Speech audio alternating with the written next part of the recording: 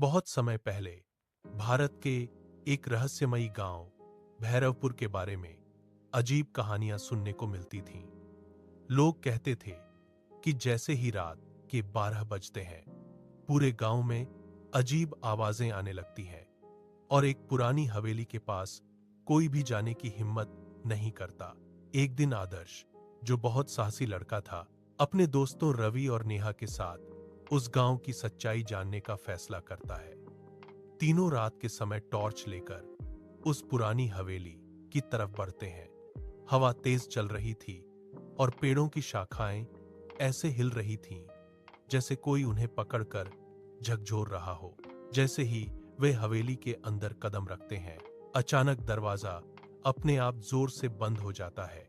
तीनों घबरा जाते हैं। तभी ऊपर की मंजिल से किसी के धीरे धीरे चलने की आवाज आने लगती है। थक थक थक। नेहा डरते हुए कहती है, यहां कोई है। अचानक सामने लगे पुराने शीशे में एक सफेद साया दिखाई देता है।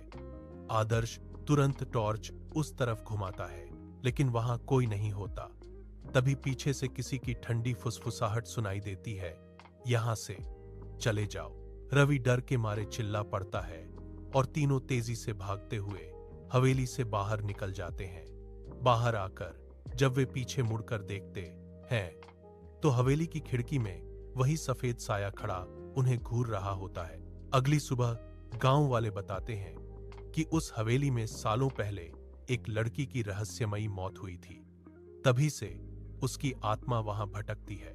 आज भी भैरवपुर की उस हवेली में रात के बाद कोई नहीं जाता, क्योंकि लोग कहते हैं जो वहां गया वह फिर कभी पहले जैसा नहीं रहा।